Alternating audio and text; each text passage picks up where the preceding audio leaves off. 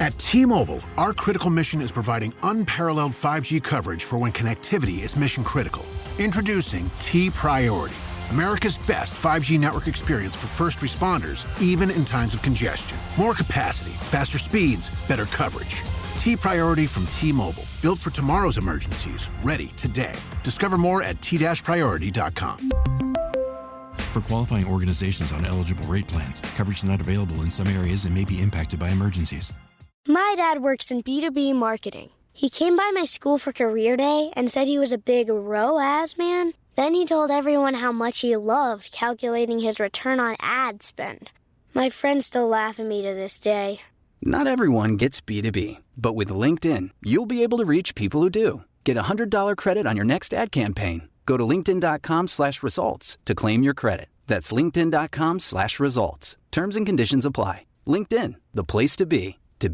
I was never really a runner. The way I see running is a gift, especially when you have stage 4 cancer.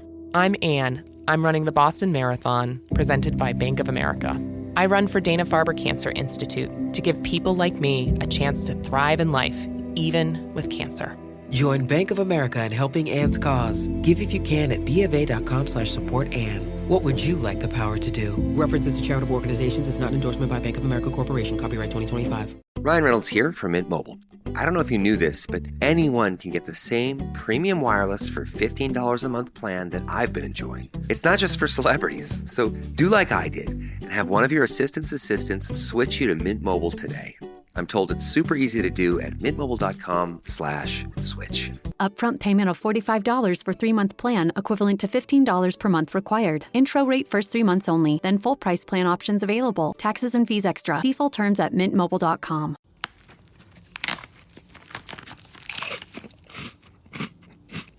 Uh-oh. The last cookie. You can get a new box of cookies in as fast as an hour with Walmart Express Delivery. Are you my guilty self-conscience? No, I'm the voice offering you promo code EXPRESS for free delivery on your first order. Hey, who ate my cookies?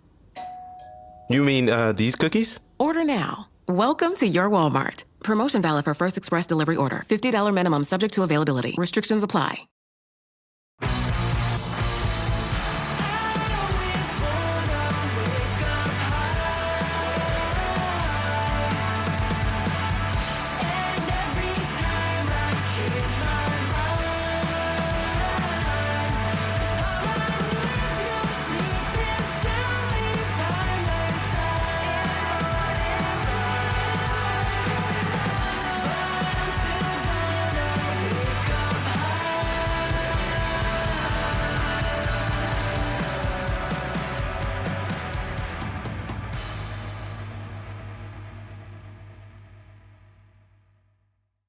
Hello and welcome to Islanders Anxiety from Lighthouse Hockey and the Fans First Sports Network. My name is Dan Saracini. Joining me on this Monday evening via Zencaster is my friend Michael Leboff. And Mike, the Islanders got back to business with 2 games in California this weekend. They have one more coming up on Tuesday, the day most people are probably listening to this.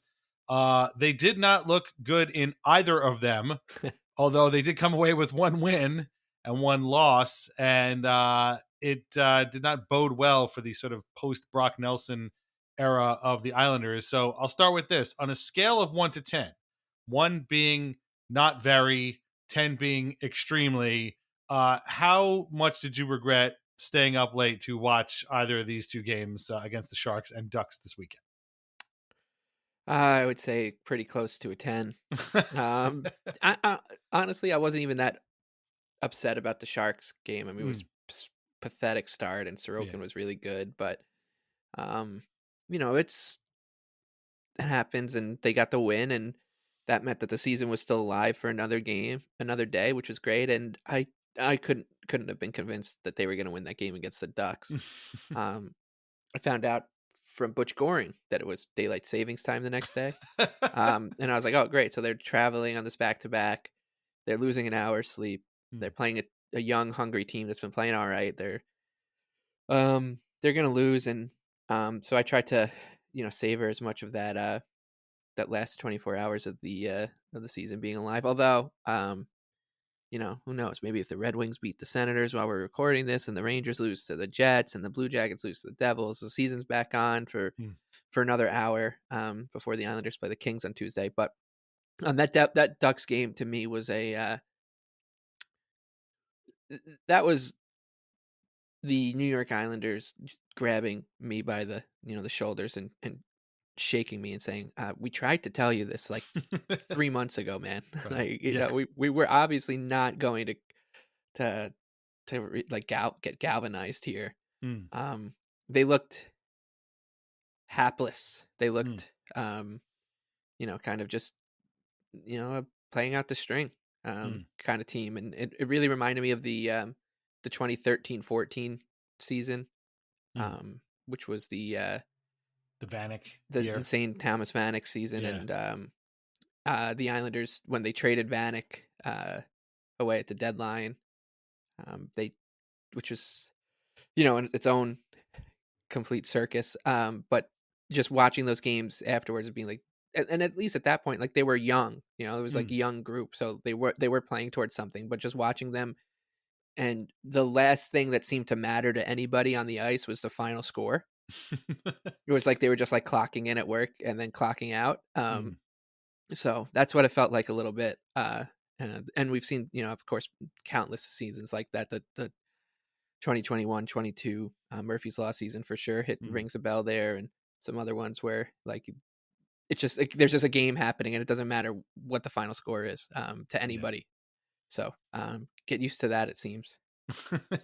Yeah, it's not going to get any easier from here. We're going to talk about the next couple of games coming up in the second half, as always, and we're going to go in depth into Lou Lamoriello's press conference, which was done at San Jose in the second half as well.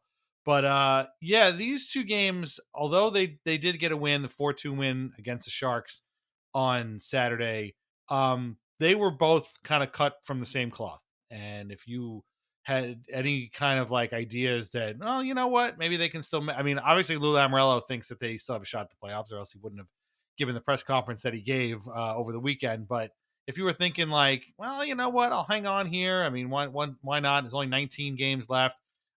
These two games probably made you rethink that decision. And Saturday's game in San Jose did not start well at all. Shots were 20-9 in favor of the Sharks, and the score was 2-0 because the Sharks are very, very bad, and Ilya Sorokin is really good. And that was the story of the game. Duclair scored a power play goal, so good for him. Really went off of Mario Ferraro's stick in front. John Gabriel Pajot tipped a Noah Dobson shot late. It was embarrassing for both teams. It was like you outshoot a team 20-9, you score no goals. Meanwhile, you get outshot 20-9 and you score twice because the other goalie is, Alexander Georgiev, and he's kind of forgotten how to play goal lately. Second period was better, but the Sharks make it 2-1. Nikolai Kovalenko tips the puck in, and then the third period was, I guess, even, I suppose, but Anders Lee scored a cool goal, turnaround whip in, kind of off a face-off, made it 3-1, and then Adam Boqvist, who would be playing center a night later, we'll get into that in a second, scores. He kind of blows one down the middle on the power play and makes it 4-1. Will Smith got a power play goal late, make it 4-2, excuse me. The goal seemed to go in after the horn, but who cares? Everybody just go home. And again, Sorokin made 38 saves, and it was an embarrassing game for everybody involved. And then a night later, the Islanders lost 4-1 at Anaheim. Marcus Hogberg was back. Good to see him back again. Kyle McLean was sick, so Boqvist is at center, although he didn't really take any faceoffs or anything. It was pretty shitty for the first, half of the game or so. And then Sam Colangelo, somebody named Sam Colangelo, scored the first of his two goals in that game. All due respect to this man, I'd never heard of this person before Sunday. I'm totally sorry. I'd never heard of this man before. I don't follow the Ducks. I've never heard of him before. And I was like, who is that? Who? Sam Colangelo. Well, anyway, good for him. He scored a nice goal. Made a beautiful play with Cutter Gauthier and Mason McTavish, make it 1-0 Anaheim. The Islanders were better in the second, but they were still pretty sloppy. All due respect, somebody named Drew Hellison scored a point shot, pinballed in behind Hogberg, 2-0. The Islanders took back-to-back penalties because at that point they couldn't care less. McTavish opened the third period with a goal, and then Noah Dobson hauls down Jansen Harkins in another embarrassing play right out of the Stadium Series game from a couple of years ago. I'm going to talk about Dobson in a few minutes as well. The penalty shot was stopped. They pulled Hogberg with like 11 or 12 minutes left because reasons, I don't know. This is what counts for coaching strategy, I guess, with this group. And Colangelo scored an empty net goal. And it would have ended there if not for Tony DeAngelo sneaking one in late to make it 4-1. Hogberg made 23 saves. What are you going to do? Lucas Dostal is always good when he plays the Islanders. It looks like prime Guy Bear. Made 32 saves. This game was absolute junk. And the Islanders scored 2 goals against the powerhouse Anaheim Ducks in both games this season. Just the worst possible way to spend your time in LA. I gotta be honest, I was only watching this game on kind of silent because I was watching AEW Revolution at the time. And so I'm kind of glad I didn't waste too much time paying attention to this. If you did, you're a better fan than I am. These two games, just the thing about these two teams is that they're both very bad and they're both very young. But what they also are is very fast and very hungry. And in both games, these guys, the Sharks and Ducks, I guess the Ducks aren't that bad. They have more or less the same record as the Islanders. I should stop saying that. But in either case, they made the Islanders look like an old, slow, possibly drunk men's rec league team that had just rolled in off the street and had some skates and was like, yeah, man, hey, you guys want to play somebody? Well, we'll play. Yeah, okay, man, whatever you say. And were it not for the quote-unquote efforts of Alexander Georgiev, the Islanders would have been run out of both buildings over on the West Coast. This was, on one hand, the Ducks game was a back-to-back. You don't want to get on them too much, but come on, man. You guys just won a back-to-back game against the friggin' Winnipeg Jets last week, who were actually really good. There was a time, remember when the Islanders used to dominate those second of back-to-backs? Like, they could do it. You can do it. But this group, they don't want to do it. They're just done with it. They're done. I mean, we keep talking and dancing around this idea of the playoffs, but this team is done. They're just done. I mean, there's no way that you can convince me that, I don't care what number is it. Like, they've been perpetually 4 points out of the playoffs all season long.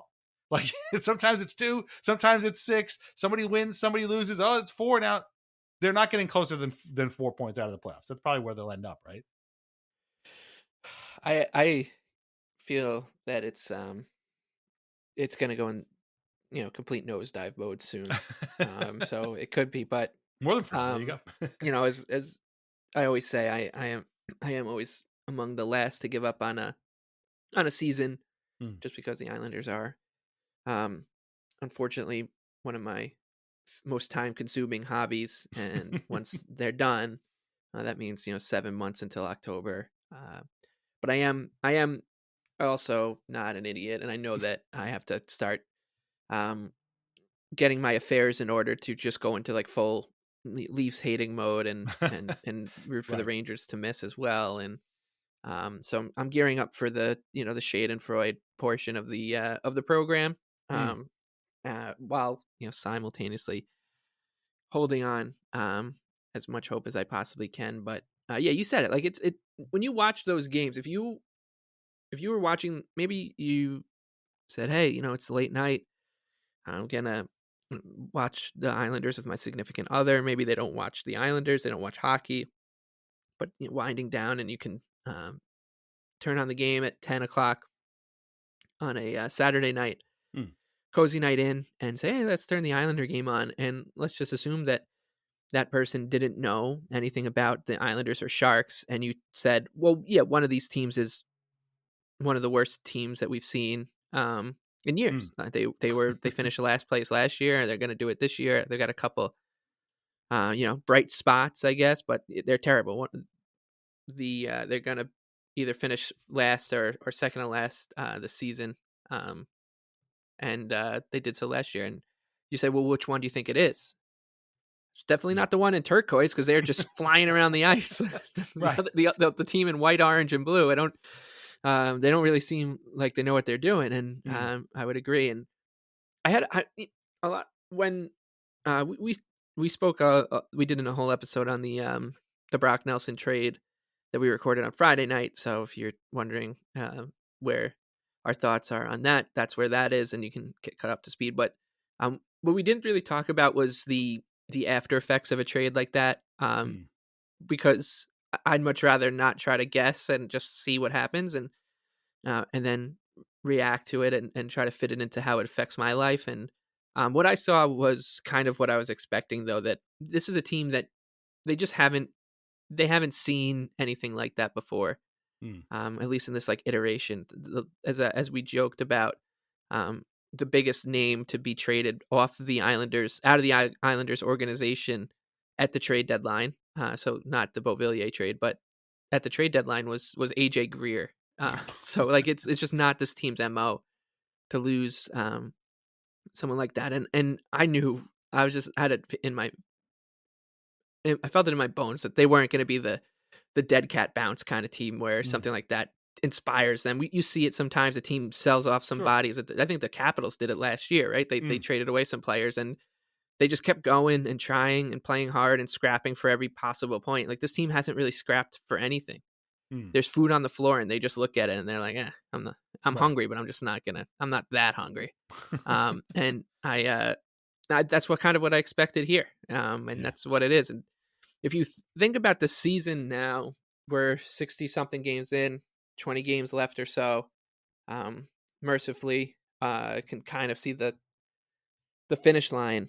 And if you think about this season, and I'm talking about this part of this 2021, 22, 22, 23, 23, 24, 24, 25 season, like this chapter, meaning the 24, 25 chapter, what moments did galvanize this team, and when did the Islanders like show some fight back? And not just for a one-off, not just go into they got crushed one night and then the next night they went to Buffalo and beat the Sabres because they got the paint peeled in the locker room, and I can think of two.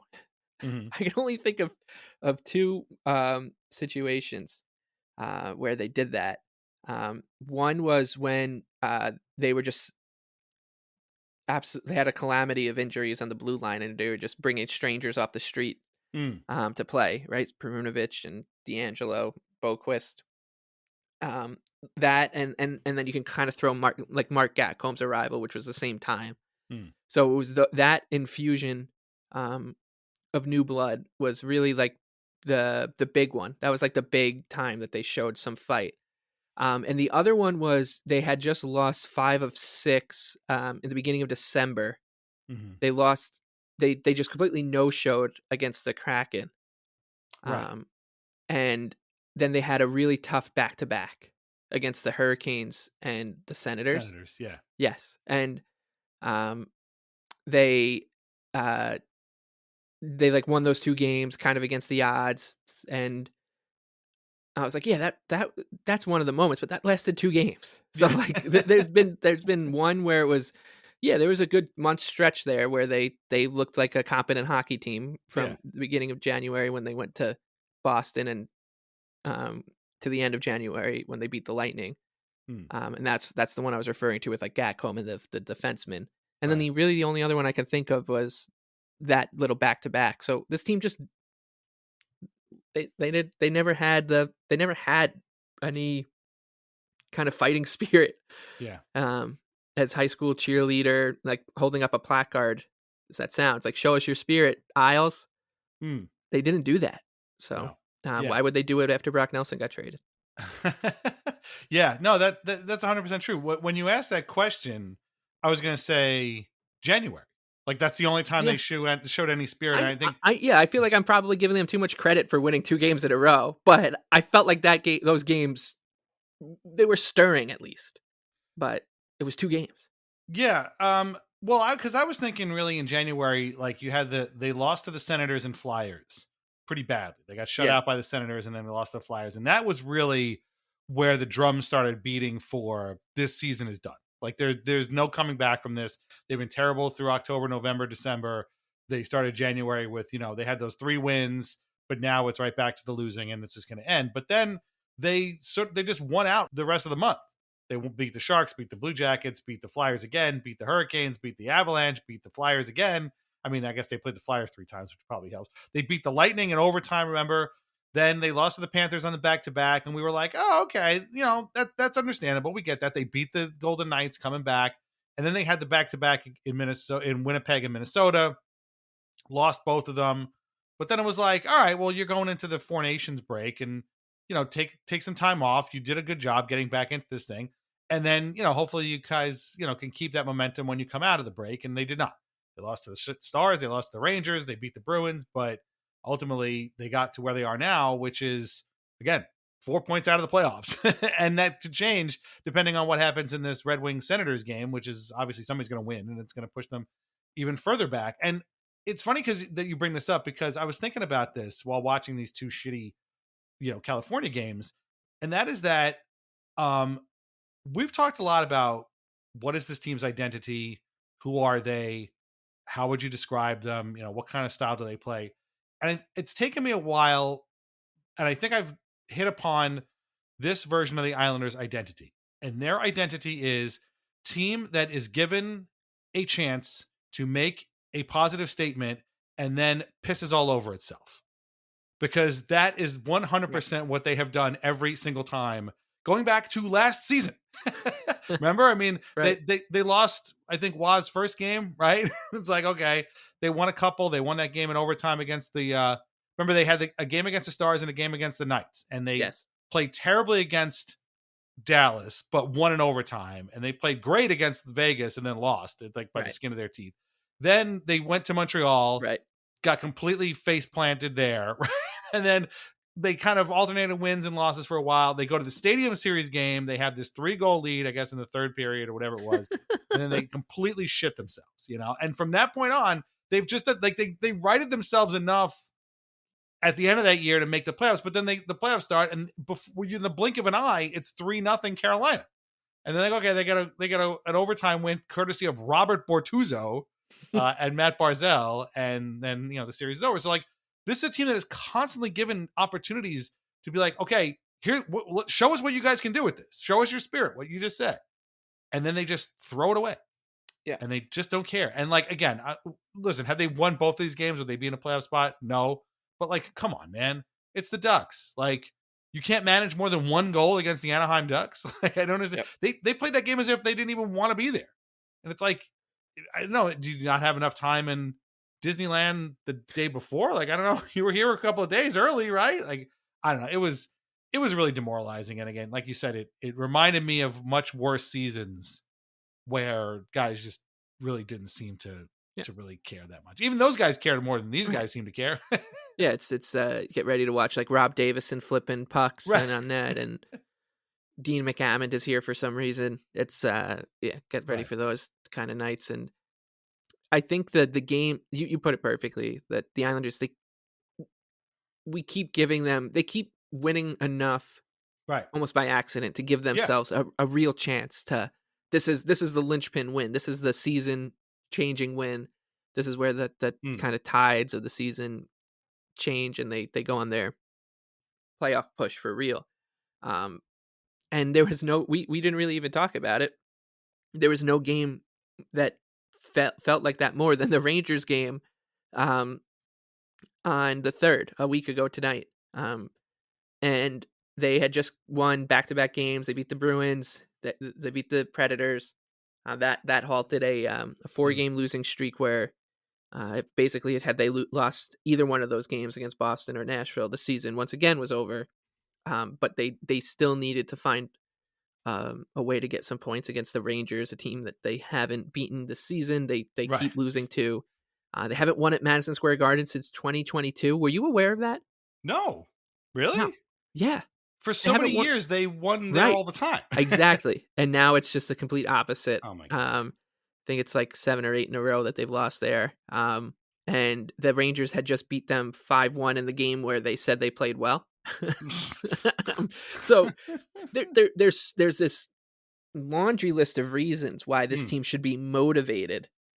And I'm not even saying that this is the Rangers. This is your biggest rival. This is your fans are going into Madison Square Garden and risking getting cold cocked in the face because they're wearing a Jeremy Colliton jersey or something, right? This is you're supposed to stand up for these games, whether you're 25 points out of the playoffs, or you're directly competing with the Rangers for a playoff spot, which the Islanders happened to be doing for this game. Right. And we joked about right before the last game, and we kind of like spelled out exactly how the game would go. It went that way. And you'd think to yourself, well, there's no way it can happen again. Mm.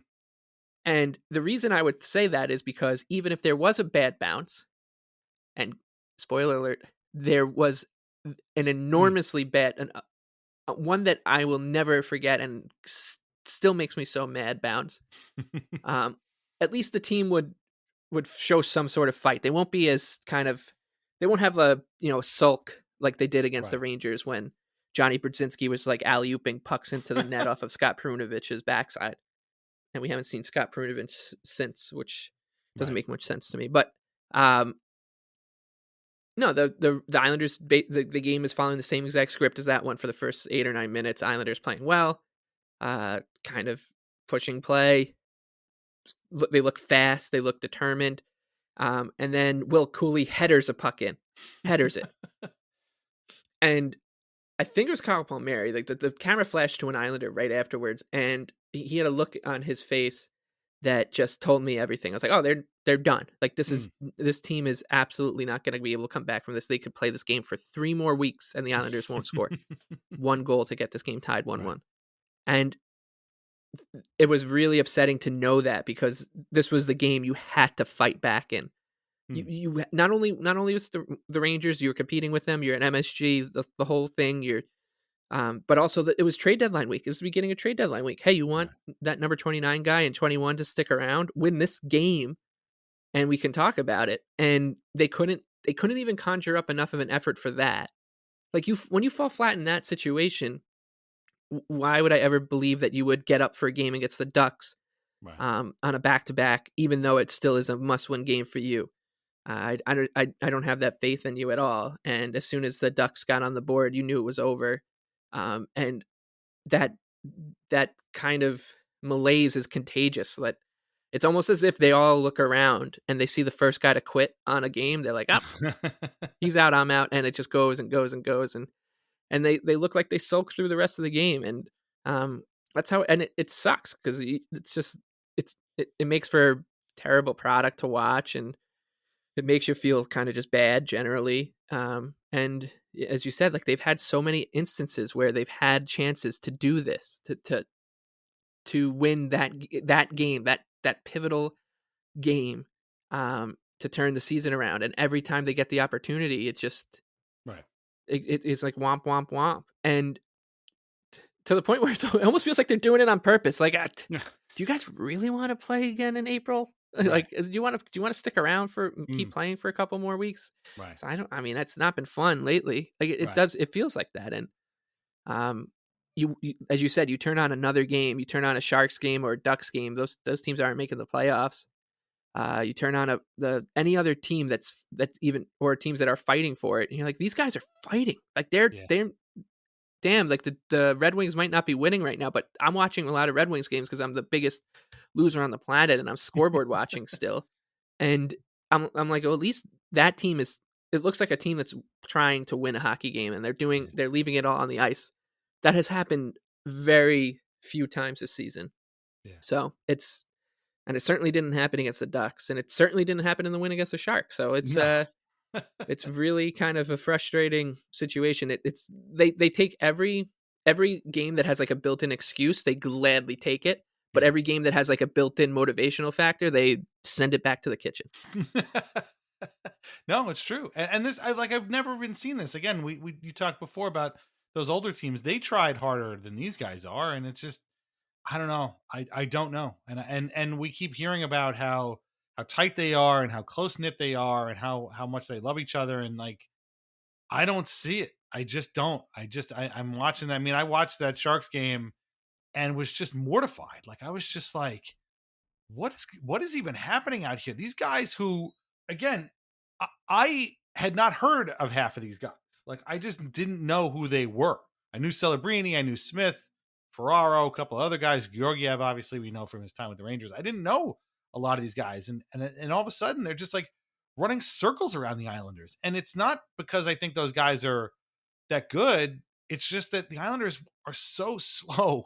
And not only are they slow, but they're sloppy and disorganized. And it just kept getting back to like, we're recording our monthly mailbag for the Patreon tomorrow. So if you want to sign up and hear it, patreon.com/Islanders Anxiety. And we got, somebody asked a question about where we are on Patrick Waugh. And I'm just like, I see no structure, no strategy, no game plan whatsoever from this guy other than, oh, we're down a couple of goals. Let me pull my goalie as early as possible. That's it. And I get it. He hasn't had time to pick his players aside from the one guy he kind of, pushed to get in here was Duclair, and he's been hurt the whole time. So again, that's kind of a wash. And, I get that he's operating with some older tools, guys he didn't know before last January. He'd never talked to any of these guys before. And he's immediately, he loves his team, and they all, are playing for each other and all this stuff. And, they're really determined. They love playing for the Islanders, and that's all great. But like, you're going into a game without one of your top offensive producers. It's a guy these guys have played with for 12, 13 years. It's a shocking turn of events. Where is the galvanization? Where is the kind of like, Herb Brooksian speech before the game that, guys, we still have an opportunity here to make the playoffs. I know it sucks that Brock is gone and we're going to miss him, but like, we are not out of this mathematically by any stretch of the imagination. If we take these 2 games, we can be right back in it. And I guess that's a long shot. I understand that, but like, you're the coach, man. That's your job. And he's always the guy talking about how he's so positive and he's always going to look at the positive of the situation. And that's what he's been doing all year, is blowing smoke up our ass about how well they played in games that got blown out. And that was just nowhere to be found here. And I just, it just made me less invested in watching these last 19 games than I already was. And then, going in, so okay, they win that game. Hey, Sorokin stole it. It's been a little bit, we haven't seen too much of that lately. So that was in a way good to see, but at the same time, they were pretty terrible. Go to Anaheim. The team is as mediocre as you guys are. Put something together, get a win, and now we're cooking with something. And they just didn't show up. Like, it was almost like they didn't even make the trip. You're in the same state. You're driving down, Sammy Hagar style. I can't drive 55 from the Bay Area down to Southern California. Like, I don't know what happened. Didn't make the trip. And so it's just, and then, again, we're going to save Lou for the second half, but like, to go on about how the plan is to keep contending for the playoffs and push through, that's always the plan. And they're not going to waver from that regardless of who got traded. It just doesn't make any sense. Like, who then, that would make sense if they looked like a team that wanted to be in the playoffs, but they don't. They look like a team that just wants to go home. Right. Just, we're tired, man. And listen, if they're tired, I get it, because this is a team that we've talked about for ages that lives on the edge. It's, they're always one goal away from either victory or defeat. And that has got to be draining and wearing. And right. I totally understand. But then, why are we still hanging on to these guys? Why didn't we just trade Palmieri and whoever else, So there's a lot of mixed signals happening here. Yeah, it is a team that is just, I said a couple weeks ago that their superpower is, dragging you to the edge and making you stare into the abyss, putting 2 hands on your back, like they're about to push you off and then bring you back in. But I'm wrong. The superpower is right now that their ability to send mixed signals. Because that's what it is. It's even the way that the post games go, where they're like, oh well, we played well and we're resilient, all this, and it's they're so buttoned up and professional, and they make you believe that they believe this, and oh man, like they're gonna learn they'll learn a lesson from this. And they'll come out next game like with their hair on fire, and then they don't. I mean, that's another thing too I've noticed about this team is we always joke about how they like, oh yeah, we expected a push, whether they're talking about the first period or the third period or whatever. They're always expecting a push, and I was thinking during the Ducks game, because I thought maybe like they'd empty the tanks in that first period, because you'll see teams on the back-to-back do that. No, like we'll have our legs our legs will be under us for the first 20 minutes at least, and then right, it's about holding on from there. And then the Ducks came out flying, just absolutely flying, and the Islanders didn't. And I can't think of any games this season where the Islanders, the two Ranger games, they looked decently like energetic from the jump. The Predators game, maybe. But like they just haven't been a team this year where it looks like they're just flying out of the gates like a horse that's just been sitting in the gate ready to race. They just never like do that. They haven't done it really at all. And it's been that's part of the mixed signals. It's you sit down, you're on the couch, you turn the game on, you hear Butch and Brendan say like they need a good start. They got to come out. They should be a motivated group after what just happened to them when they lost to the Chicago Blackhawks the other day. Up 0, they lose to Carolina. They get shut out. They didn't even look competitive for a minute. So, then they come and they beat the Toronto Maple Leafs, and wow, man, that was one of their best games of the season. They just took it to the Leafs 6-3. Man, maybe the Islanders are back, and not a moment too late, because they're in a lot of trouble here as we're heading towards Christmas break. And wouldn't you know, they got the Buffalo Sabres on the docket. This is a perfect opportunity for them to stretch put some wins together going into the break and make something out of the season. They lose 7-1 to the goddamn Sabres. Right. Right? Like this is it's maddening, because maybe I'm wrong and misremembering. But when the Islanders were bad, they were just bad. They were consistently bad. You turn the game on, and you'd be like, "Well, this is going to be ugly." Like I'm going to watch Mark Eaton get danced 6 times in this game, but hey, maybe this Nino Niederreiter guy could turn into something. They took a risk by drafting this guy before Victor Hedman. Maybe he's good, and not a coward. That would be nice. And you're tuned in for those reasons, but you knew what kind of the overall theme was going to be of basically every game night to night. This year you don't like, you turn it on and they're just going to make you mad. Even in their wins, they're going to make you mad. And it's just not been an enriching experience at all. Like, I don't think that this season has really added anything to my life, which is sad to say, because I spend so much time watching and thinking about this team and talking about this team.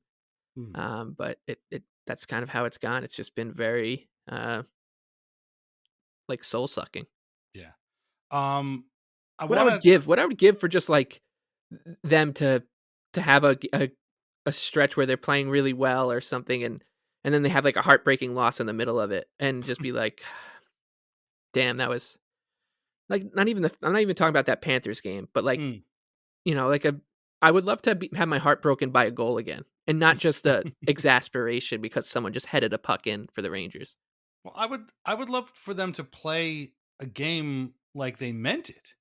Like, that's the thing. They're just so sloppy. And even back in the early part of the season, remember the line from the first half of the season was, no, they're playing really well.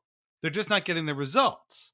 And we would be like, are they? Like, are they playing well? Like, they get a lot of shots. And they assured us that the results will come. Yeah.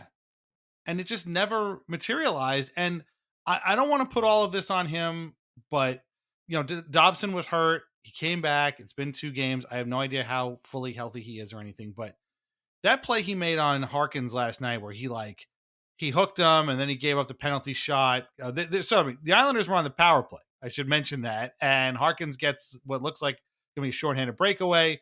And like Dobson kind of like tries to bear hug him with his stick from behind a little bit or something. And then he ends up kind of spinning and falling on his ass. And then Harkins gets in there and, he ends up getting called for the penalty shot. And, Hogberg made the save, which is fine. But I'm just like, this guy just doesn't look like, he looks like he's forgotten how to play hockey. And it was a year and a half ago, or a year and change ago, that he had 50 points in the first half of the season. This guy was on pace to have the best season for an Islanders defenseman since Dennis goddamn Potvin. Like, this is going to put Kenny Johnson, Adrian Aucoin, Nick Leddy, whatever, your favorite defenseman of your generation, to put those guys to shame. This guy was going to absolutely crush this thing, maybe get some Norris votes, maybe, take that step and really become the player that the Islanders thought he was going to be when they drafted him. And he just keeps getting worse and worse. And I don't know what else to do. Now he just makes me sad. He used to make me mad. Now he just makes me sad. And again, if he's still hurt, if he's still not 100%, then I apologize. And this is just it's a bad look. But boy, on the best nights for him, he's invisible. Like, he doesn't do anything that just makes you notice him and makes you go, come on, really? And on the worst nights, he's out there actively playing very poorly. And when the trade rumors were circulating, and in fairness, I don't think I'm with everybody else. I don't think the Islanders are trying to trade him. And they never were. Elliot Friedman says that maybe there was like a specific deal they were talking about, but it wasn't like his name was out there. I was trying to explain to friends of mine who were baffled by this, that like, I'm not saying I would trade the guy, but I can see why they would think that. Like, this isn't like, we got to hang on to him forever. Like, this guy, something is wrong. He, for whatever reason, I don't know if it's I don't know if it's health. I don't know if it's like some sort of personal thing. I don't know if he's just has a confidence issue that is one for the ages, because he always looks like a kid to me. I mean, he's like 24 years old, and he still looks like he's about 18 when they were in the bubble. This is not helping. And this is a guy that this team is going to lean on. He's an RFA. He's due for a new contract. What is that contract going to look like? I mean, if it looks like that play on Jansen Harkins in Anaheim, I mean, this guy should be paying the Islanders to play for them. Like, I don't understand. Like, and I don't know what happened. I don't know what happened to this guy. He was so good. The first half of last year, this guy was so good that he completely changed the trajectory of this team. It was like, oh my God, if Dobson's going to be this, and we know what Barzal is, we have a pretty good idea of what Horvat is, and obviously we know what Sorokin is. Now we are cooking. Now we have a nucleus of a good team that could do stuff. And as soon as that calendar flipped to 2024, that guy just went away.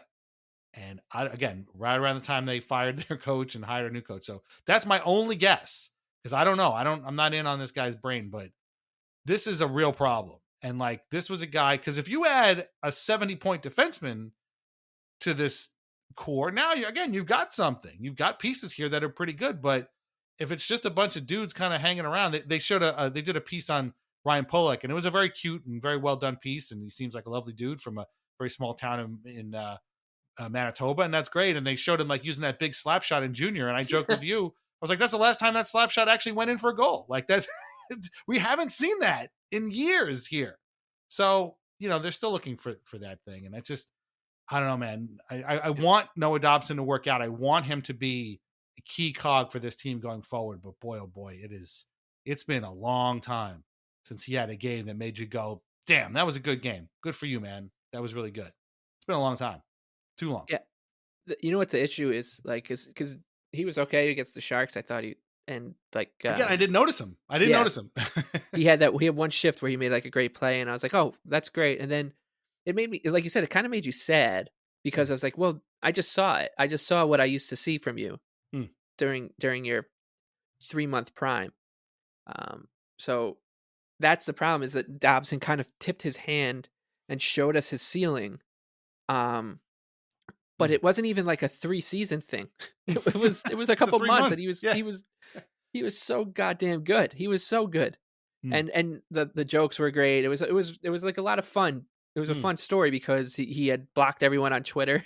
Yeah. And then all of a sudden became the best defenseman in the league for a few months, and then that got broken by the Stadium Series game. And that's like another thing that's looming over here, is that they're I know that they've caught some horrible luck, and I'm the first person to point it out against the Rangers, but they keep getting broken by the Rangers. And I'll never forget how good I felt when the Islanders like ragdolled the Rangers around to like douse their season and cause James Dolan to then be like, I'm done. We got to go do everything we can to go get tough guys like Barclay Goodrow and Ryan Reeves, those kind of folks, right?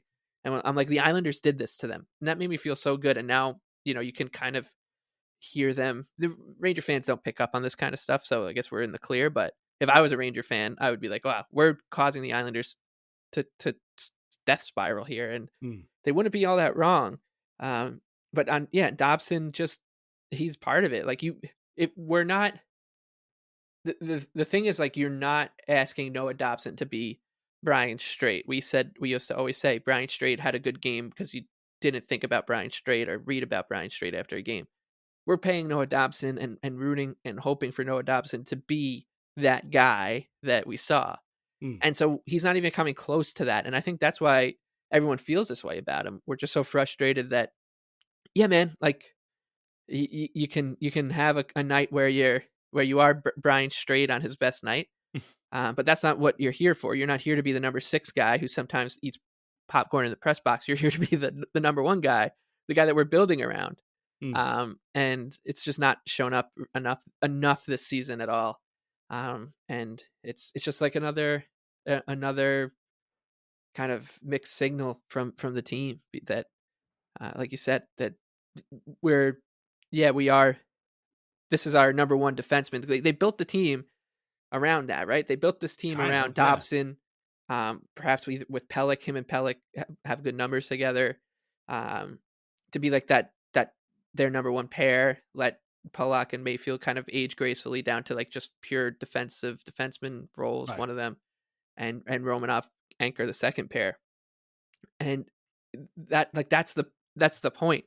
Like the point is, that's the point of Noah Dobson is to go up and grab that opportunity.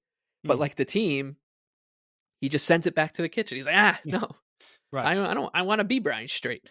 Yeah. I would love to. And hell, that's a great career. Be a professional hockey player. And for a while, have a bunch of guys joking about you on a podcast for 10 years later. And that's great career for Brian Straight. But you're much better than that. And you should be, he should just be taking this opportunity. But nobody on this team has taken any opportunity this season. The only ones have been Mark Gatcomb, who's taken his opportunity and even hit him, like, not that we're expecting him to do much, but like it's he took his opportunity. He's been an effective 4th line checking forward. And Simon Holmstrom, like that's it. Like those are the 2 guys that have taken, and I guess you could say, throw Anders Lee in there, but like those are the really the only 2 guys that had a huge opportunity in front of them. And took it. The rest of the team, they all, nobody really established themselves as anything more than they were coming into the year. And Gatcomb has the baggage of the other guys before him. And we were already joking when he first came up and looked good, like, oh, he's the new McLean. Who's the new Fashing? Who's the new Gauthier? Who's the new Engvall? Like, it's these guys that came up, took that opportunity, played really good, got in a contract extension, and then went MIA and were never seen again. And it's that's exactly what it is. It's just it's really, really tough. And like this entire team, including Dobson and everybody, just seems to have the attitude of, you know what, we'll do it tomorrow. I'll get to it tomorrow. Like, all right, well, we'll lose, this one, we kind of lost this one, we'll get to the next one. And then the next one comes like, you know what, we'll do it tomorrow. We'll do it tomorrow. Tomorrow is almost up, guys. You have 19 games left. Okay, we're going to take a break. We're going to come back. We're going to talk about the next 3 games coming up. And then we're going to get into Lou's press conference out in San Jose. That was both very illuminating, a little bit infuriating, but I think is going to kind of it's supposed to set up what the future will be like, but how that actually transpires will be up in the air. Okay, so meet us on the other side. Thanks. And now a word from our sponsors. First is always VintageIceHockey.com, where you can get t-shirts, hoodies, jerseys, and more featuring over 100 classic hockey logos. Vintage Ice Hockey now carries a full line of Islanders Anxiety merch featuring our blue and orange brain logo, as well as our Al Arbor and the Island shirts. And as always, our portion of the sales go directly to the Center for Dementia Research. That is VintageIceHockey.com. Try wines from the Pinot Project. They offer a Rosé, a Pinot Grigio, and a Pinot Noir that was named a top 100 best buy by Wine Enthusiast magazine. All are delicious, priced at less than $15 a bottle, and available at local wine shops and at UBS Arena. Learn more at thepinotproject.com. Please drink responsibly. Hey, it's Bill Simmons from the Bill Simmons Podcast here to tell you about Michelob Ultra Courtside. It's getting fans closer to the NBA with a chance to win prizes like courtside seats, a trip to All-Star Weekend, and much more. Check it out at MichelobUltra.com/courtside. Michelob Ultra Superior Access, Courtside 24-25 sweepstakes, no purchase necessary. Open to U.S. residents 21 and up. Begins on October 1st, 2024, ends July 1st, 2025. Multiple entry periods. Visit MichelobUltra.com/courtside for free entry deadlines, and official rules. Message and data rates may apply. Void where prohibited. You're the perfect blend of elegance and style, and your ride should be no different. The 2024 Hyundai Sonata Hybrid meets all your needs, from business to brunch and everywhere in between. With head-turning details like a sleek front end, plus stylish interior, and an available 12.3-inch digital instrument cluster and seamless tech integration. Okay, Hyundai. Visit HyundaiUSA.com to learn more about the new 2024 Hyundai Sonata Hybrid. Pepsid Complete knows that food is one of the best parts of game day. That is, until heartburn strikes. Thankfully, just one chewable tablet of Pepsid Complete provides dual-action heartburn relief with an antacid that starts working instantly and an acid reducer that lasts all day. So you can stay focused on that second helping of chili without worrying about heartburn. All day based on 8-hour symptom relief studies during the day. Use product only as directed. This episode is brought to you by Coffee Mate. After watching this season of the HBO's original series, The White Lotus, this is the tropical getaway I needed. One more pina colada, please. Hey, you're not on mute. Oh, I thought I was in paradise. Turns out it was my Coffee Mate. Coffee Mate pina colada and Thai-iced coffee-flavored creamers. Inspired by the newest season of HBO's original series, The White Lotus. For the love of coffee. Try now. Here at the Almond Joy Factory, where tropical vibes abound, we use soft, fresh-tasting coconut. The crunchiest almonds and delicious chocolate candy. Ah, but do you know what our most important ingredient is? Sometimes you feel like a nut. Sometimes you don't. Almond Joy's got nuts and something even way better than that. Yes, Almond Joy is made with almonds and joy.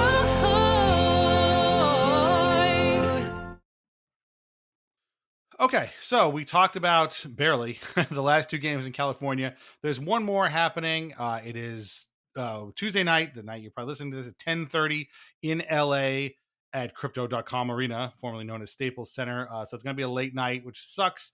But then the Islanders come all the way back, and oh boy, look who's waiting for them at UBS Arena. It's both of last year's Stanley Cup finalists. It's the Oilers on Friday, very rare Friday game for the Islanders.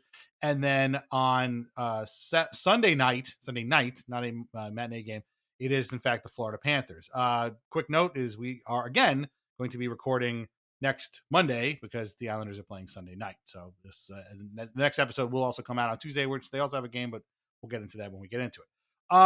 The Kings are really, really good at home.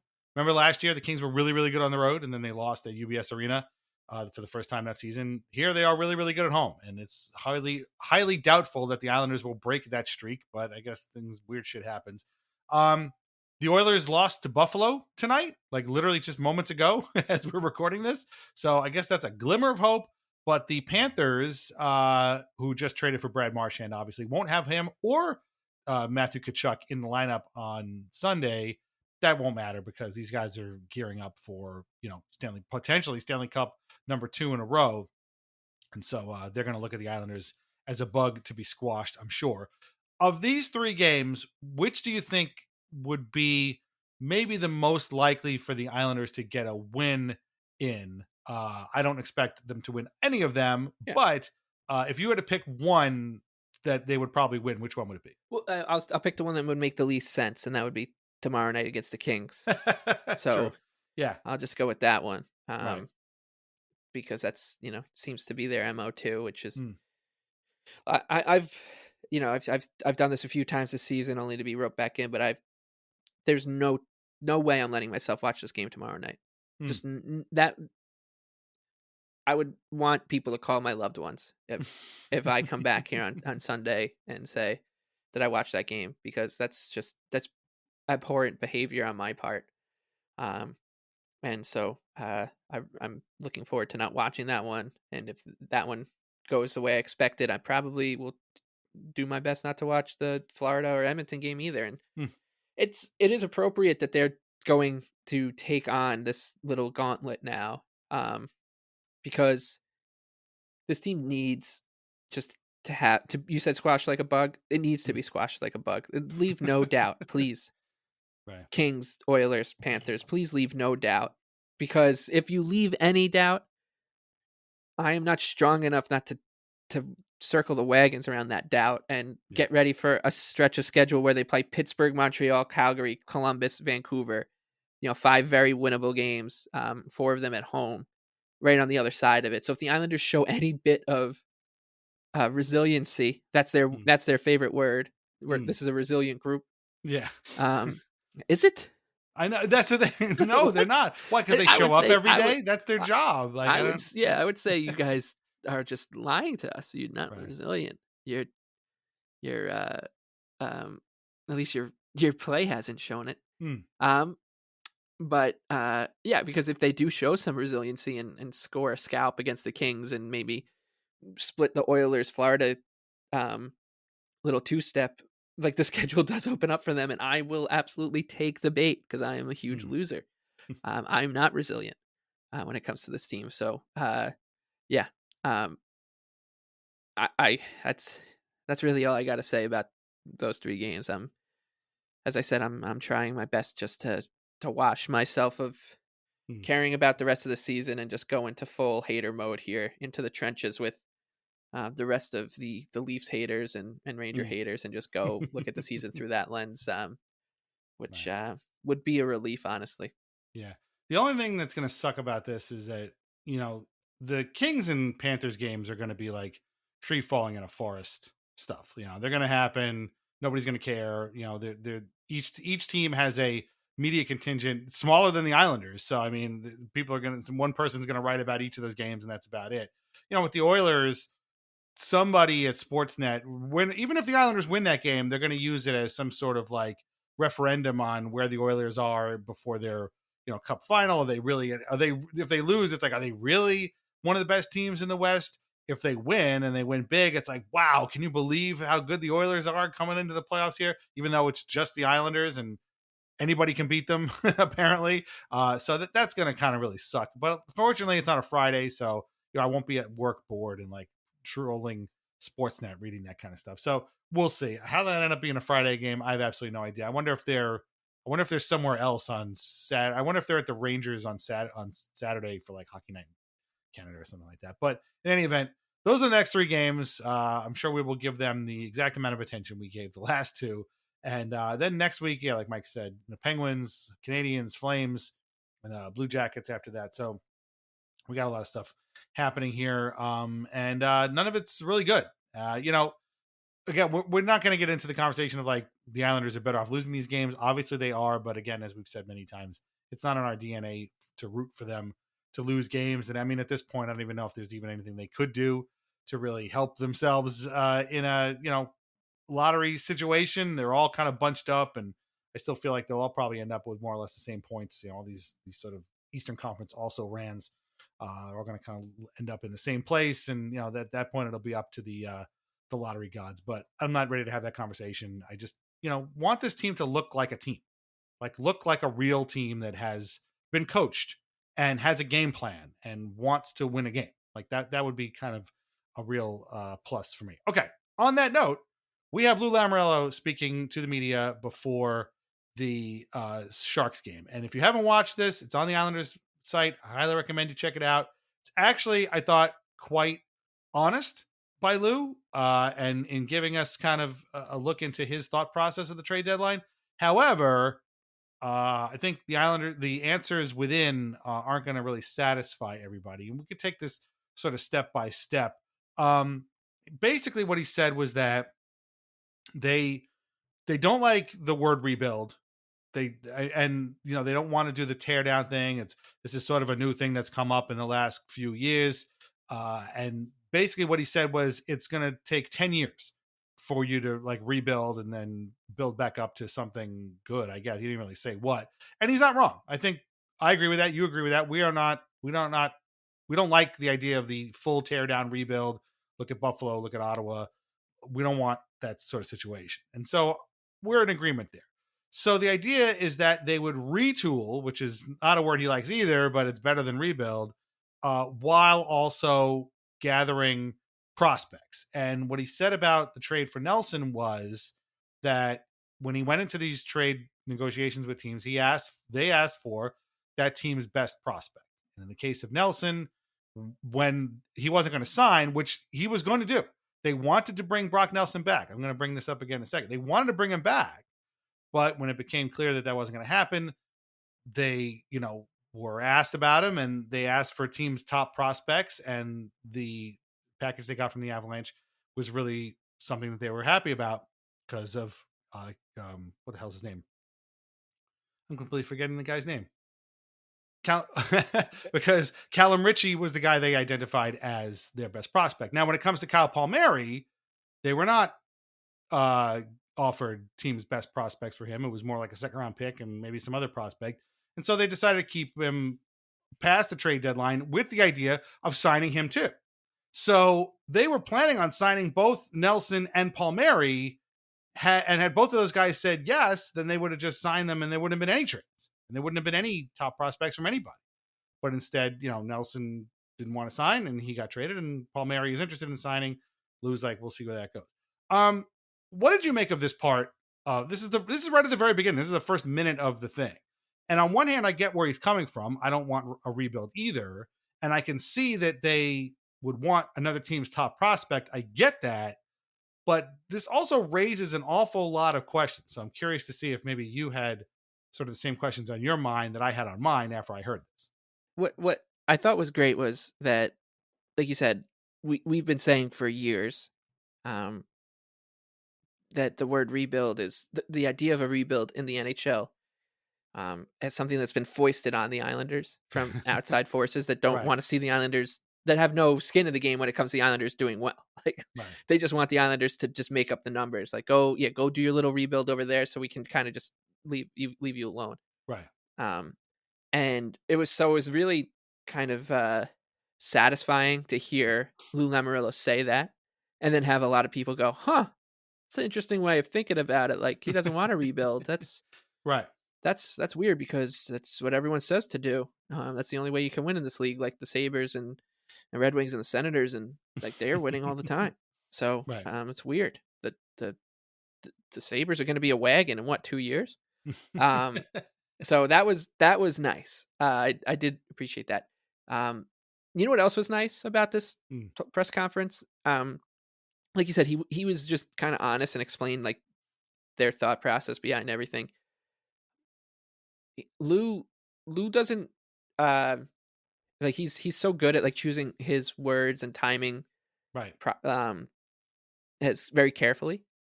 And what he did was he left no doubt for anyone to like color in the blanks, fill in the blanks, right? He's like, well, this is how it went, this is what happened. Almost like a timeline. He even mentioned the interview with Shannon. Yes. And what I loved about that was there's so much just bullshit going on from the professional liars about what did he mean? What did Brad Treliving mean when he said that him and, what was the implication of him approaching Mitch Marner's camp to waive his no trade clause? Or, Willie Nylander was seen riding the subway in Toronto. What does that mean for his contract negotiations? And it's all bullshit, just trying to make up the numbers and clicks and all that stuff. And then Lou like literally comes out and just says exactly what happened. And you have no other option but to just say, oh, well, Lou told us this is what happened. That's kind of what logic dictated would happen. And that's what happened. So like there was no room for this weird cottage industry to parachute in. And you didn't have the TSN insider training panel standing in suits on some like windswept beach at the NHL Board of Governors meeting, going down the line saying, this Brad Treliving kicks tires on everything. And they just all these, weird little narratives that they like to make up. So that was refreshing and helpful. honestly. That maybe the most helpful part of the entire season was that press conference. And I loved the line too about how he's like, yeah, I need to clear something up right now. I have always had a boss.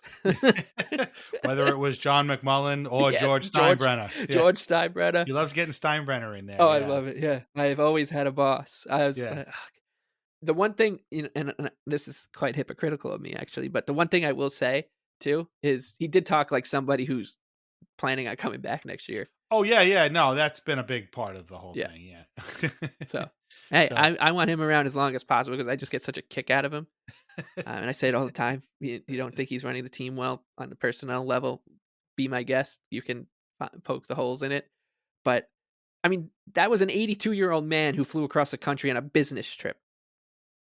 Imagine you go to Deloitte and they're like, oh yeah, I'm going on a business trip. Like, so is my 82-year-old colleague. We're flying to San Jose from JFK. Right. When you just kind of strip out like the professional sports like mystique of it, and you just look at it, the facts. There was an 82-year-old man who flew from Republic Airport to California across the country, an 82-year-old for work. I'm going to go into this at some other point, but like what drives me crazy about the coverage of Lou is there's a lot of ageism, and it really bothers me. And again, I'm with you. People can criticize his moves, his decisions. I totally understand that. I'm totally with you. I get it. This team has not been good in the last several years. I get that. But like, there are teams that make the same kinds of dumb decisions and do the same exact things that Lou does, except he is 82, going to be 83 in October, and they are not. They're 40 years younger than he is, and they do not take nearly as much criticism as he does for doing the same exact stuff that they do, except he's their grandfather's age. And so that sort of really bothers me. But anyway, getting back to the that's neither here nor there. Getting back to the press conference. So I thought the timeline, like you said, he took us through the Nelson thing and then the Palmieri thing. But the problem is that, like, in talking about, okay, so we're on the same page. Nobody wants a rebuild. We're going to do a retool. Okay, if that's the word you prefer, fine, whatever. He said you can call it whatever you want. We just don't want to fully tear it down. We want to be competitive while also getting younger and faster. He did acknowledge that they need to get younger and faster, which is great, except if you were planning on bringing back Nelson and you are planning on bringing back Palmieri, then where does the younger and faster come in? And then he starts talking about, we saw that maybe the right moves for us were more summertime moves because there will be changes next year. He talked about there will be changes, but there are changes that would happen in the summertime, which I also kind of get. But like, so are you saying that, is he saying that like some team is going to want to give them their top prospect for JG Pajot at the draft? Like, because Pajot will have like one more year on his deal, maybe something along those lines. But my biggest issue with it, my two issues with this actually. One is, why are we only targeting other teams' best prospects as if we don't have like the Islanders themselves don't have like a amateur scouting group that can be like, you know what, this guy who's playing in the minors is going to be really, really good, and we might be able to get him for not that much. Like, I get why teams wouldn't want to give up a top prospect, but maybe you can get their second best or third best prospect out of it, and that guy turns into a really good player. Like, that's what scouts do, right? So it would almost felt to me like they were almost having other teams do their scouting and development for them. And then we were just going to swoop in and take that guy. So that was kind of bothered me a little bit. The second thing is, if you want to retool on the fly, A, that's an incredibly difficult juggling act to perform. And B, they need to be much more aggressive than they are. Like, you can't just be like, well, we want to do a retool on the fly, but we didn't like what the offers we were getting, so we decided to just keep our own players. You're almost never going to get that offer that you're waiting for if you're just sitting there waiting for it, right? Like, it's funny because Patrick Allvin in Vancouver was asked why he didn't trade Brock Besser, and he's like, if you saw the offers I were getting for Brock Besser, you would have kept him too. Which is basically what Lou is saying at the same time. Like, I wasn't getting anything I liked for this guy, so we kept him. But the difference is Brock Besser is 27, and he's still potentially a really, really good player for a really long time. Kyle Palmieri's 34. And it's like, okay, nobody offered you their best prospect for Palmieri, and then you just stopped. There was no like, hey, maybe we can get a pick. Maybe we can use that pick to get this other thing, or move this other guy to this other team with those 2 picks to get that team's top prospect. There just doesn't seem to be a ton of creativity here. It almost sounds as if they were like, well, we asked for this and they said no, so we just said, screw it, we'll keep Palmieri anyway. And he wants to stay, so we'll sign him. And even then, Lou was like, well, he wants to stay and we want to keep him, but we'll see what happens. It's almost as if kind of like throwing cold water on it. Don't get your hopes up. So I don't know. It's just a lot of like, I on a lot of levels, I mean, in agreement with what he's saying. But on the other hand, if you want to do what you're saying you want to do, first of all, this probably should have happened last year. And second of all, I feel like they're not aggressive enough in trying to execute what they want to do. Okay, saying like, oh, we'll just put it off to the summer. It just feels like, yeah. And I think somebody even said this before. It might have been on Hockey Night in New York, which I was listening to on my way home on the bus today. Somebody was like, remember that summer that Lou was going to make all these hockey trades and then none of them materialized? And they just came back with the same exact team. And I'm almost thinking like, yeah, he's like, oh yeah, there will be changes this summer. Okay, well, but only if you get some other team's best prospects and that's it. Otherwise, there won't be any changes. And we'll be looking at the same roster again next year. So I don't know, maybe I'm just projecting, but no, you're right. Like, so I think so that's the thing, right? So Lou is very honest about what he did. And then, as I said, he chooses his words really carefully about what he's going to do. And what I will not get caught up doing is him saying like, oh, we're going to get younger and do all this, right? Like, because every GM's going to say that. And the summer's going to come and it's not going to happen. And then next time at this time next year, the same GMs will say the same thing over and over again. I mean, we've heard the same thing from every camp around the NHL for every year. It's at the same times. July 1st or the end of the season, right around the draft, July 1st, right before training camp. Usually there's like a mid-season update. And then there is the trade deadline, right? So those are like the 5 big whistle stop tours for GMs. And they all say the same thing. They speak in the same language. Lou's a little unique in the way he actually talks, but they speak the same language generally, and they say the same thing. And everyone then looks at it like, wow, he's definitely not lying to me. And you get your Luke Fox jukebox types who then go on to the radio and say, well, Kyle Dubas said that he's thinking about shaking up the core 4 this year, and he really means it this time. Right. And then in September, they come back from the cottage and they say, well, this is really the last chance. This is the biggest season for the Maple Leafs since they drafted Austin Matthews. There's no way you can argue that. And except they've said that. They literally say the same thing. It's a freaking loop. Right. Over and over and over again. And that's just what Lou is doing. This is Lou's loop is that he says he's going to say this in March, and then we're all going to forget about it. And we'll get excited for hockey regardless. It doesn't matter if the Islanders got younger or they signed Ryan Getzlaf out of retirement to get even older. It's not going to matter because you'll be excited for the Islanders. You're going to have convinced yourself that they have a chance to maybe make the playoffs by game 80. This time around, and that'll be that. It's just that's how it works. It's nobody tells the truth. To the point where when Lou did do it the other day, it felt like, as you just said, like it was refreshing, right? Yeah, because he told the truth. That was nice to hear. But nobody's telling the truth. We're seeing a couple situations around the NHL that are perfect examples of this. Because then when these folks do lie through their teeth, for some reason there's an army of water carriers who will scoop up the lies and then carry them around the internet and be like, well, I don't care what you said. He said this and he's right, even though you just want to grab them and just be like, he's lying to you. He's at the Ford Performance Center lying through his teeth to you. He said Jonas and then lied to you. We're going to get into the Leafs GM, the Leafs current GM doing some lying in a little bit, actually. He's not the only one. Right. There's another guy out there who's doing a lot of lying. Right. But again, only one of those guys is 82 years old. So, okay. When he lies, it's super bad.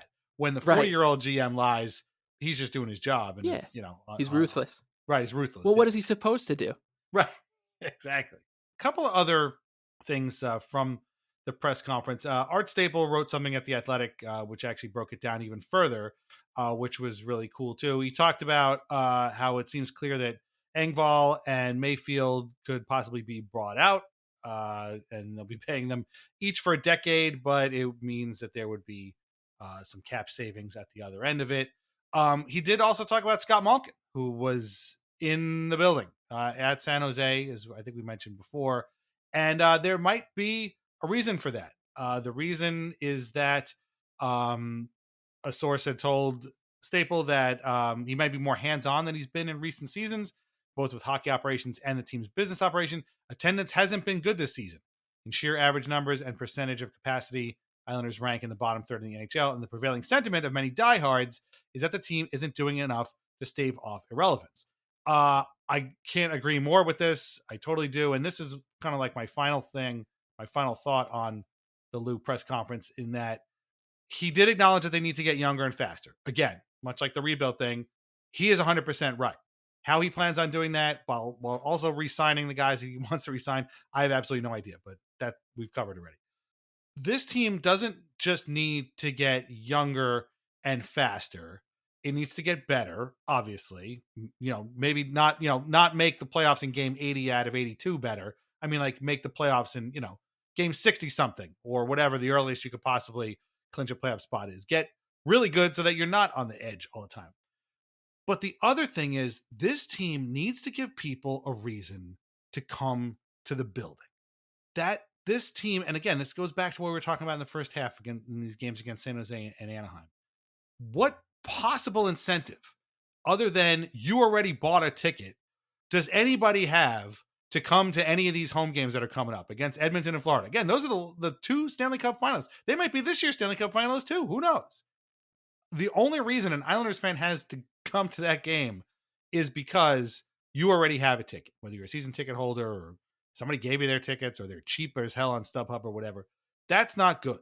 Like, there needs to be a reason to come to these games. Matt Barzal is an exciting player. God bless him. I think we're all kind of over him in a sense. Like, we've seen what he can do. We want to see more, but we've seen most of the bag of tricks now. He's hurt, unfortunately, this season. Anyway, they need to figure out a way to get people into the building and get them excited about watching Islanders hockey, because that is just not it. Last year they made the playoffs. Did it feel like it in any of those games? No, not really, because they don't have an exciting team. They have a team with some pretty good players on it, but it's not exciting, and they need to fix that. Younger, faster, better. Yeah, but you got to give people a reason to come to the games, man. Like, it's just, and that's on Lou and maybe Scott Malkin too. Like, you can't just be like, yeah, they're our fans, they're coming. Because I got to tell you, some of them, I think they're going to stop. I think there's a lot of people who might be calling their season ticket rips at the end of this year and being like, I don't know, man. I think I might find something else to do with my $1,500 this year or whatever it is, So that was the other thing I took away from that, was like, yes, faster, younger, 100%, better. Duh, obviously it comes with the territory, but it doesn't stop there. You got to give people a reason to come out. This ain't it. Bo Horvat is a great player.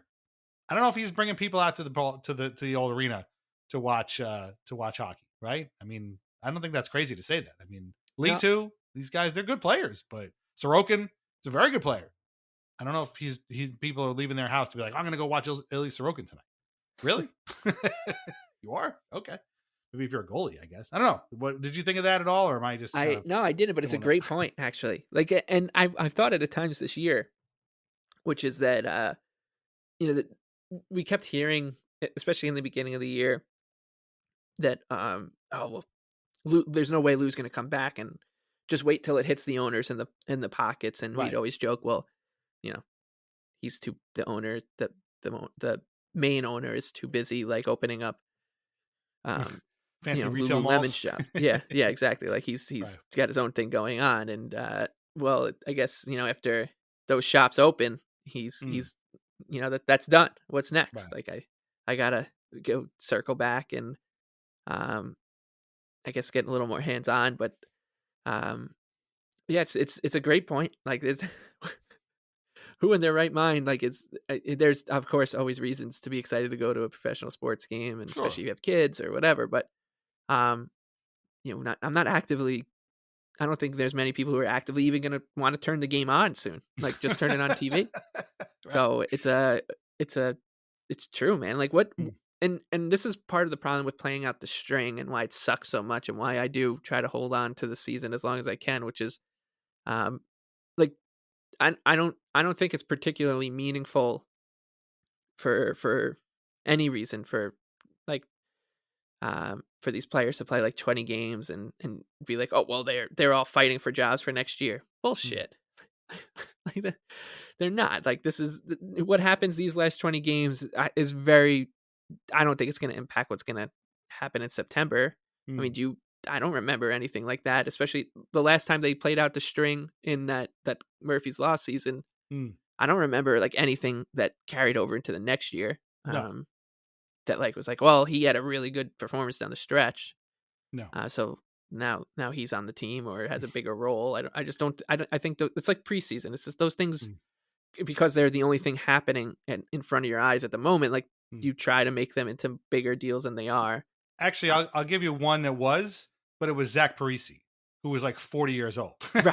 Right. Yeah. He had a good year that Murphy's Law season. Then he had a good year the next year too. Yeah. And then he, right, kind of was going to retire. Like even like younger when the Islanders were bringing along these players, you'd watch them, and just because someone had a really good stretch in March and April didn't mean that they were gonna all of a sudden be shot out of a cannon in October. I think I could think of one player right now who was everybody's like fantasy darling for this offseason, which was Jack Quinn on the Sabres, because he had a really good end of the season last year and then didn't do much. But like there's always those stories. So like I don't want to look into things that are just like hypotheticals, but there's really no reason, as you said, like there's no reason to tune in, there's no reason to go to the games, and I don't even know like how much blame you can kind of swing around for that. I think it's almost equal to everyone, from the players to the coaches to the GM to the owners.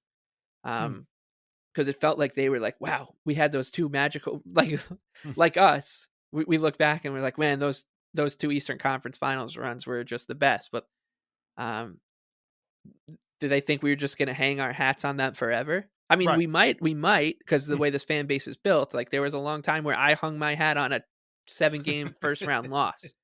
Like 93 went a long way too. Right. Yeah. Right. Yeah. Like we're kind of a sick fan base in that way, where we will make it easy by completely shifting the goalposts in the favor of those who want our money, and we'll be like, yep, just make sure that you honor Andy Green tonight, and I will be in the building because he went to 2 Eastern Conference Finals 10 years ago. So it's like, I don't know whose fault it is, but it does have to change, and I have zero faith that it actually will change meaningfully. Maybe they've got Cal Ritchie in the lineup next year. Maybe they've got a couple other guys, but the everyone on that blue line is under team control except for the new guys and Mike Riley. You think that they're going to be able to ship somebody off that blue line? I don't think so. Yeah. So exactly. I think just at this age as a fan, I'll believe it when I see it. Like you want to make a meaningful change to the team in the off season. Try to find out where that's coming from and figure out how it works, because I can't. Like, they're going to trade Casey Cizikas. Okay. Yeah. How? They're going to trade. They're going to trade Anders Lee to Minnesota for the Wild's top prospect, I guess. Yeah. That's probably the plan, which maybe that works. I don't know. But that seems to be the plan. Okay, real quick before we wrap up for this episode, as Mike mentioned before, we did do an episode on Friday night about the Nelson trade and the Palmieri non-trade. If you missed it because it was over the weekend, and I don't know how many people listen to podcasts over the weekend. Totally get it, but you can go back and listen to that. And I just wanted to point out a couple of comments that we got on that episode from a couple of our patrons that I thought were pretty interesting. One was from Ed, who wrote that I'm not as much as a romantic as Mike because I want to see them actually be an actual cup contender. So I'm fine that if they make some shrewd moves. However, I agree with Mike regarding that, what you were saying about culture and how, having guys like Palmieri around with younger players is good to kind of carry on that Islanders team culture that they've spent years cultivating. Ed says, that's why I was okay with them trading another player like Palmieri or JG Pageau. They still have plenty of players like Barzal, Horvat, Lee, Pelech, and or Pulick to show the young players the ropes. Craig Smith wouldn't be the guy showing them how to be Islanders because most of those other guys will still be on the island, which is also true. Yeah, Craig Smith that's a good point. The sort of hypothetical, carpetbagger that would come in and, he's not going to teach anybody how to be an Islander. But maybe guys like Pulick, Lee, Horvat, those guys probably would. That's true. And then Castlebar, who is a frequent commenter and listener, also said that the culture stuff does matter. I get it. But there's still a ton of uncles left to show them the Islanders way, sort of what Ed was saying. Palms, I can agree with, is more on the outside of that too, since he was a later addition compared to most of them. And it was a mistake, in his opinion, to not trade Palmieri. Could have been an even bigger win. We're not using the word haul. Again, if you listen to that podcast, please refrain from using the word haul. But it could have been an even bigger win for future Islanders. So, again, I think most people are in agreement that Palmieri should have been traded, whether it was for draft picks or whatever. And then maybe those picks could have been used to get somebody's, top prospects later on somewhere down the line. But that's not what they chose to do. And they have a plan. I just, I'm with you. I will believe it when I see it. And, until then, we're going to have to just suck it up and either watch these games or not watch these games. And if you don't, I don't blame you. Again, I was barely watching on Sunday while I was watching a terrific wrestling show. If you're going to go watch anything, go watch a replay of AEW Revolution from Sunday. It was absolutely terrific. Lots and lots and lots of blood. It was awesome. Anyway, also standings update. The Ottawa Senators have beaten the Red Wings 2-1. And so now they are in 7th place, 71 points. Columbus Blue Jackets are in 8th place in the East with 70, and the Islanders are now 5 points back of the playoffs. So in just the time it took us to record this podcast, the Islanders lost yet another point in the standings without even playing. They were just sitting at home, and they lost a point in the standings because two teams that were in front of them played each other. And things are looking pretty bleak for the Red Wings right now. I hate to say that, but what are you going to do? We wanted to bring up one other league-wide thing. Yes. And that is, of course, the trade of Mikko Rantanen to the Dallas Stars happened. It's a big deal, but Mikko Rantanen was almost, if you can believe it, traded to the Toronto Maple Leafs. And were it not for Mitch Marner exercising his no trade clause and being like, I don't think I want to play for the Carolina Hurricanes, Mikko Rantanen would be a Leaf, Marner would be a Carolina Hurricane, worlds would collide and all kinds of stuff. And this has been like the topic of conversation for basically, if you were listening to a hockey podcast this weekend, this was all you heard about basically. And 32 Thoughts had a whole thing on this, and you and I were both listening to it at separate times, obviously. And it's a pretty interesting situation up there that is, I'm sure Toronto will handle this in a very even keeled and level headed way, as they often do when things come down with Mitch Marner, right? Oh yeah, it's a huge break for us because it's absolutely going to infiltrate the season, which I really appreciate that the stuff like this just gets blown so far out of proportion, and then all the professional liars look around the room like, so I don't know why everyone's making such a big deal about this. Which was almost verbatim what was said on 32 Thoughts, which it's just so funny. The lack of self-awareness, but this story is great for so many reasons, and it starts with the Rantanen situation in Carolina, because we've talked about Lou and his presser, and we always talk about how he's treated by the hockey media compared to other GMs, and at the exact opposite end of that spectrum is Dr. Eric Tulsky in Carolina, who is such a good, aggressive, smart GM who has all these patents. That he didn't ask the guy he was training for if he had any interest in playing for the team that he was going to be playing for. Right. But you can't fault the guy. It's not something that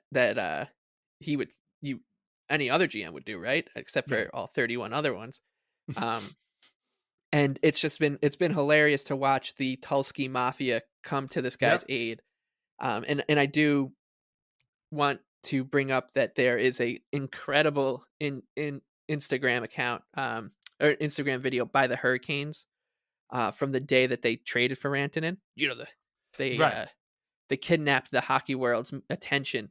The Hurricanes are not a small market team anymore. They just went with a huge swing to get Mikko Rantanen, and they made this like weird 24/7 style hype video of like Eric Tulsky on an airplane tarmac. It was Republic Airport too. This was all happening on Long Island because the Islanders beat the Hurricanes like later that day when they traded for Rantanen.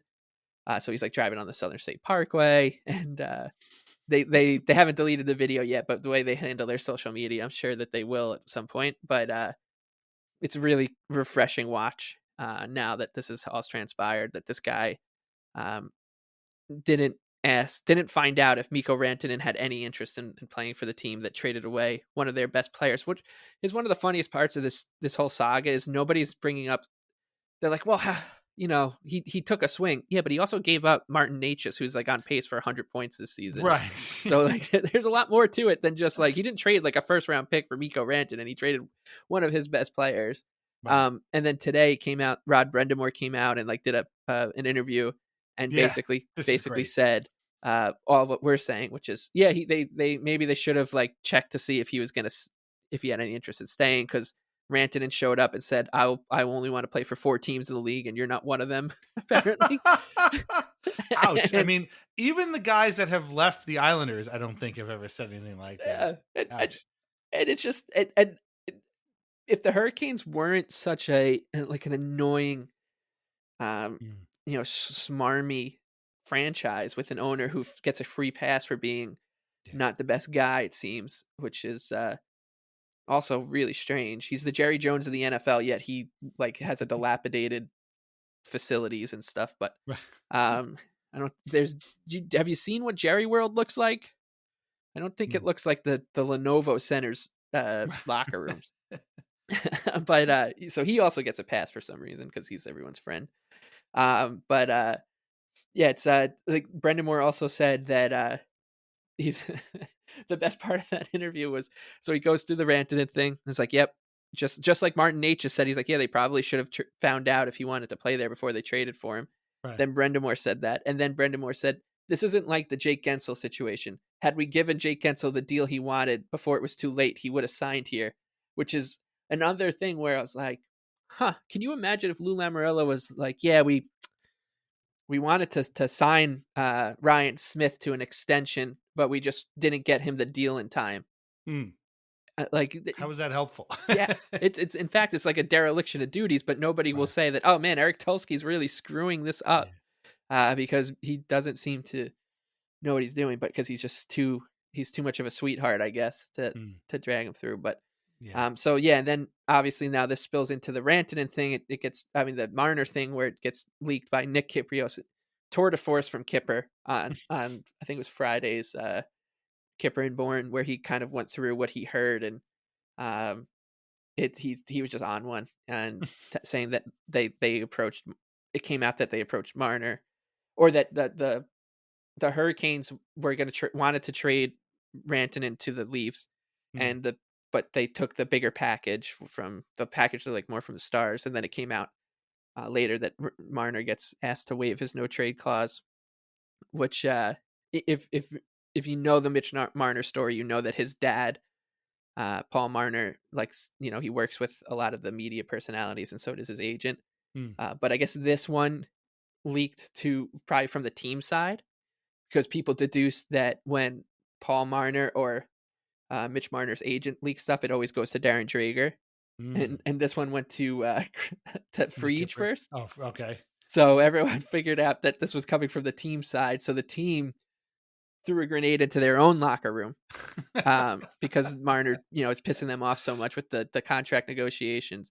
But all of this is leading to this to one conclusion, Dan. It's all leading to one conclusion, which is there is no chance that the Maple Leafs will come back next season with the core 4 still intact. You can't bring this core back again. You just can't. You just can't do it. You can't do it. They said for 6 years in a row. Yeah, this is all. Yeah, it's and you used the word water carrying before, and I was listening to 32 Thoughts today, and I was just like, the amount of water being carried on behalf of both the Hurricanes and the Maple Leafs is really astonishing. And I'm sorry, like, Elliot, I'm sure, is a great guy, and he works hard. We all love him. We all love the show and everything. But like the length that he has gone to prove beyond a shadow of a doubt how upset Mikko Rantanen was at this trade is really astonishing. It's like, they were negotiating with the Avalanche. They were far apart. They came close together.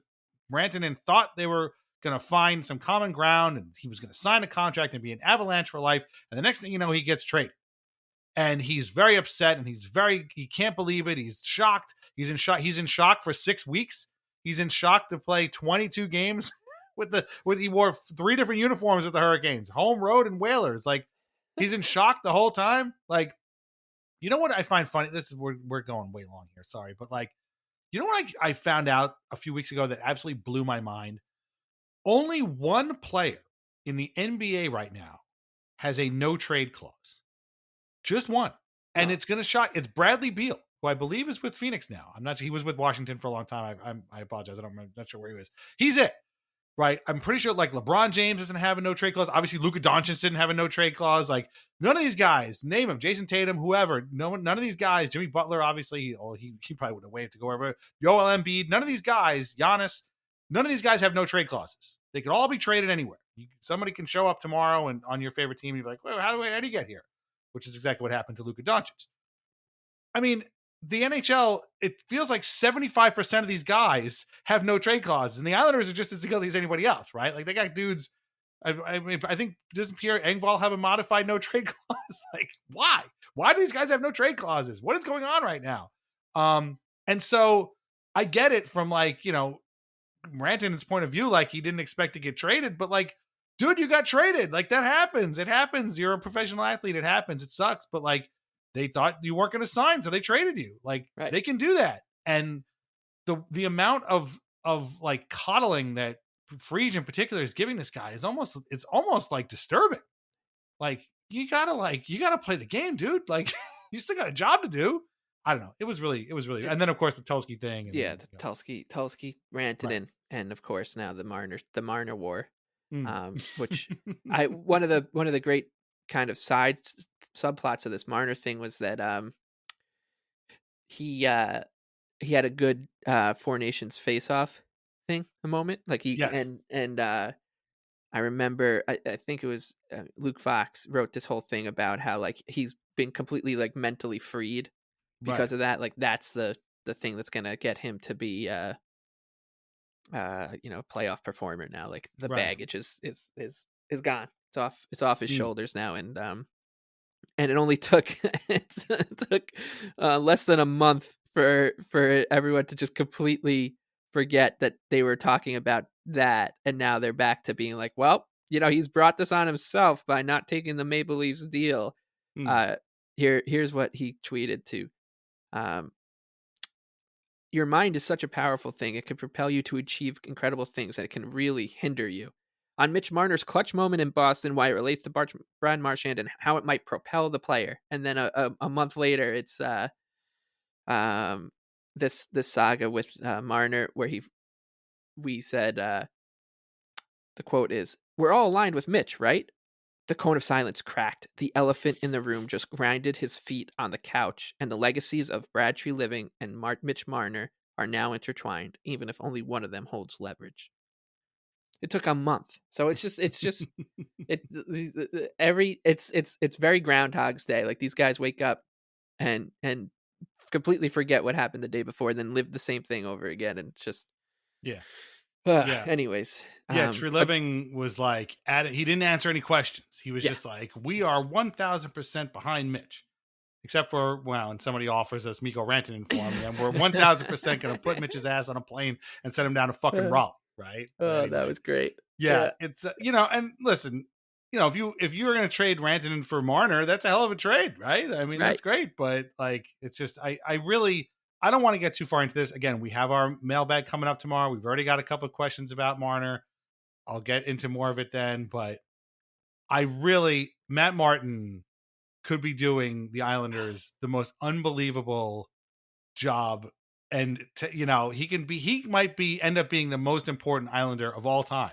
If he is in Mitch Marner's ear saying, dude, you can play here. They'll give you your $13 million. The cap is going up. It's a stupid number, but whatever he wants, they'll give it to him. And you never have to see these goddamn assholes ever again. If you have a bad game, Andrew Gross is there. He asks you a couple of softball questions and you go on with your life.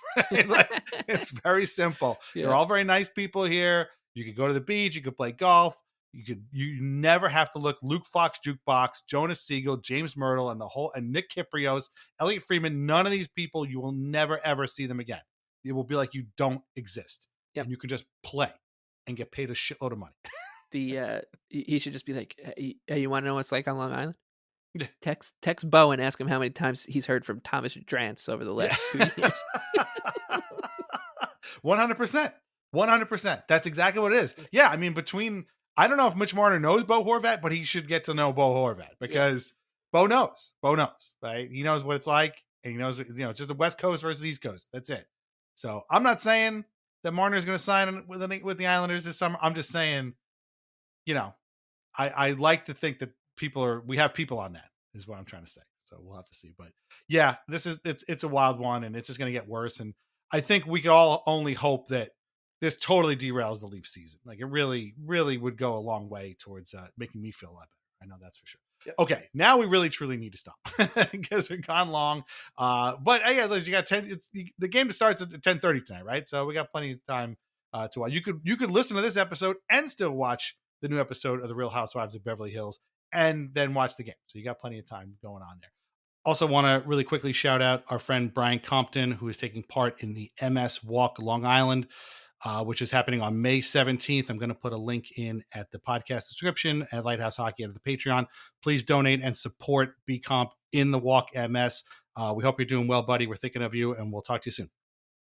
Make sure you sign up at patreon.com/IslandersAnxiety for ad-free episodes and bonus content like our monthly mailbag, which is going to be recorded tomorrow and come out on Wednesday. You also get to ask us a question if you're a member. So sign up today, patreon.com/IslandersAnxiety. Find us on Apple Podcasts, Spotify, Amazon Music, Audible.com, iHeartRadio, YouTube Music, wherever you find your podcasts. Please leave us a review where you can. Our theme song is Morning Haze by Family Dinner. Listen to more of their music on Spotify. Read Lighthouse Hockey every single day. We most up-to-date Islanders news and discussion. Islanders Anxiety Podcast are part of the Fans First Sports Network. Shop VintageIceHockey.com. Try wines from the Pinot Project. Mike, where can everybody find you on Twitter? The Big Lebowski with 2 E's. Follow Mike at the Big Lebowski. We've talked a lot, but we had a lot to say. Very little of it about the 2 games that the Islanders played, but I think that probably makes a lot of sense because they had a lot of other stuff going on that we need to talk about. So, any final thoughts on what we've seen so far this weekend post trade deadline, or maybe what the future might hold? No, nothing else to add here. It's just been it's going to be if you're someone who likes the around the league, which is basically just around the Maple Leafs and some of our rivals portions of our program, get used to it because soon we're going to really be running out of things to talk about with the New York Islanders. This is going to become a Colorado Avalanche Dallas Stars podcast, I guess. We'll have to see, but no, I'm just kidding. We will not be doing that. But it's funny. We always find stuff to talk about, even when the Islanders are done. We've had to do it a couple of times, but don't worry about that. We still got a few more weeks of games here to get in there, and I'm sure we will have as cheery an outlook on those games as we had on the Sharks and Ducks games that were just played this weekend. So thanks a lot for listening. We'll be back next week. Again, we're recording on Monday, so our next episode will drop again on Tuesday. But we'll be back next week to see where the Islanders are at. Probably 4 or 5 points out of a playoff spot, and we'll talk to you then. All right, take care. Bye-bye.